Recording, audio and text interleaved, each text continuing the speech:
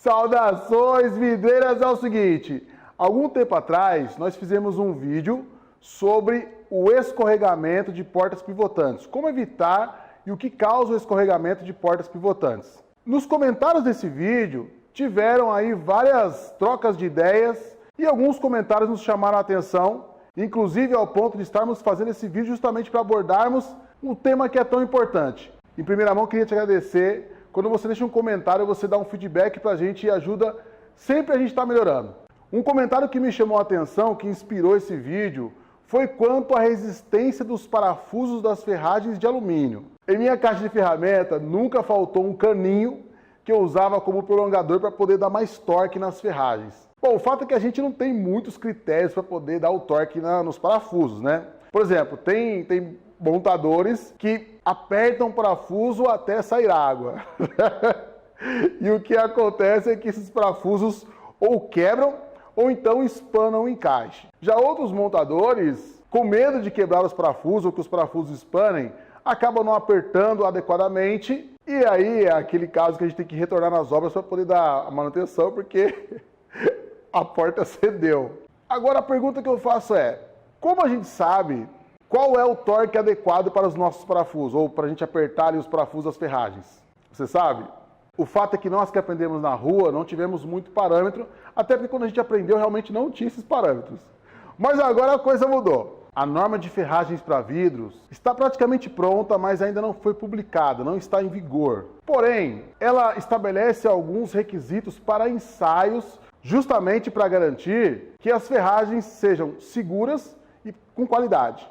Um desses ensaios é o ensaio de resistência mecânica de parafusos, de fixações ou de fixação, pivôs e travas. Esses ensaios são realizados em dobradiças de portas pivotantes, igual as que eu estou te mostrando.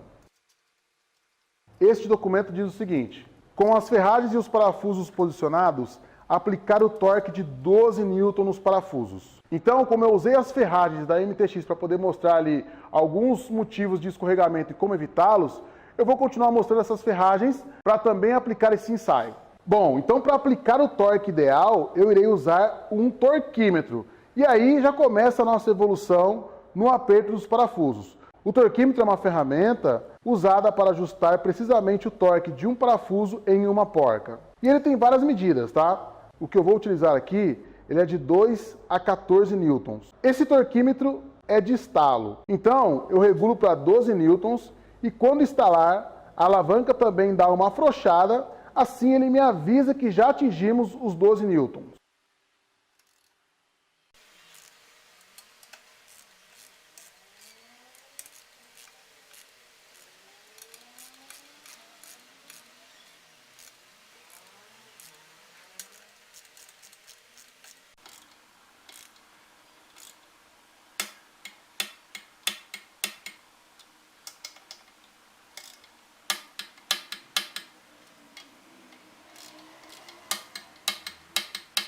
Mas não é só isso. Então, fixamos a ferragem, passou no ensaio de 12 newtons, mas o ensaio ele também pede outra ação. Ele pede que as ferragens sejam desmontadas e que sejam analisadas, para ver se não existiu nenhuma avaria, por exemplo, na rosca, no encaixe, se não espanou, se não trincou, com a possibilidade de ser reinstalado. Então, legal, instalei, dei o torque ideal, depois eu tenho que retirar e dar novamente o torque e ver se não teve nenhuma avaria.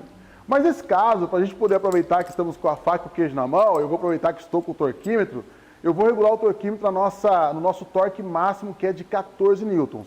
Lembrando que a norma exigirá 12 newtons. Eu vou regular para 14, que é o máximo que o meu torquímetro mede, e vamos ver se os parafusos aguentam.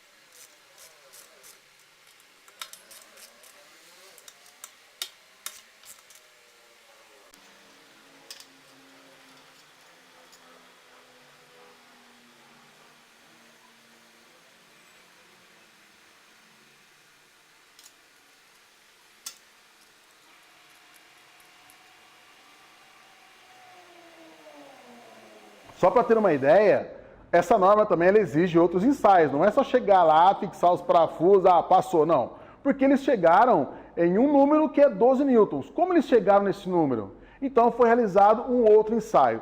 Um ensaio que eles chamam de ciclagem de 100 mil ciclos. 100 mil ciclos é o equivalente, vamos pegar o seguinte, um ano tem 365 dias. Então é o equivalente a um ano, 365 dias, vezes 5 anos. Então se você pegar 5 anos inteiros, todo santo dia, é como se a porta estivesse abrindo e fechando 55 vezes por dia durante 5 anos. É muita coisa. Nós estamos falando aqui de uma porta, tá? Com 1,10 m ou 1.100 milímetros por 2,10 m ou 2.100 milímetros, que dá aí 60 quilos, 100 mil vezes, abrindo e fechando, abrindo e fechando, abrindo e fechando. Um detalhe que é muito importante, que muitos ainda se confundem, é que é o seguinte, foi estabelecidos os ensaios, que são esses, ainda tem alguns outros ensaios, mas esses são os mais relevantes que eu achei interessante te falar, e é o seguinte, independente do material que é feito a ferragem, eles irão passar pelos mesmos ensaios. Então assim, a ferragem que é de polímero, a ferragem que é de aço inox, a ferragem que é de Zamac, de latão, de alumínio, vai passar pelos mesmos ensaios. E o que eu tenho que te revelar é o seguinte, a ferragem da MTX, justamente esse modelo de ferragem que está na minha mão, passou por todos os ensaios. Aí você fala, Gabriel, mas espera aí, você disse que a norma não foi publicada ainda, como que a MTX já passou nos ensaios? É porque a MTX é uma das poucas empresas que também participam ativamente na elaboração dessa norma. Então, isso é muito importante, porque eles estão lá e dentro, né, da construção dessa norma foram se realizando esses ensaios e a MTX já passou. Eu já tive problemas com ferragens de alumínio, já tive. Mas também já tive problemas com ferragem de latão. Já tive problemas com ferragem de aço inox.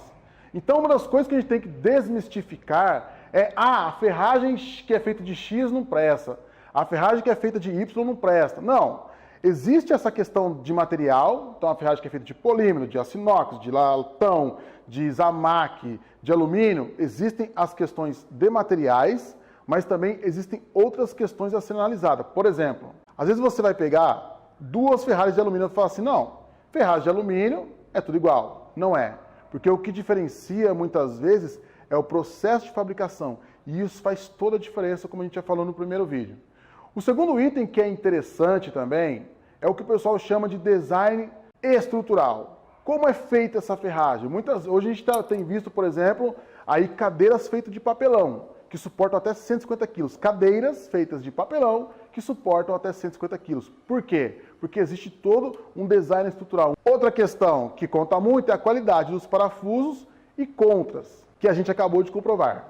Outro detalhe muito importante é o acabamento superficial. Depois nós temos a qualidade dos interlayers, aquele elemento que no caso, que o que eu mostrei para você é a cortiça, que fica ali em contato com a ferragem e com o vidro. Aquele elemento ele tem que ser muito resistente, tem que dar aderência ao vidro e tem que ter um espaço adequado, como eu já te mostrei no vídeo anterior. E para a gente poder, de fato, levar o nosso mercado e justificar que temos um produto de primeira linha, é importante adquirir esses produtos ou essas ferragens de empresas responsáveis, que coloquem ferragens seguras e que atendem às normas técnicas. Aí sim a gente vai conseguir valorizar quem nos valoriza. Então agora você já tem um parâmetro para poder saber se você está apertando adequadamente seus parafusos. Legal? Tamo junto então? Então tamo junto. Forte abraço, valeu!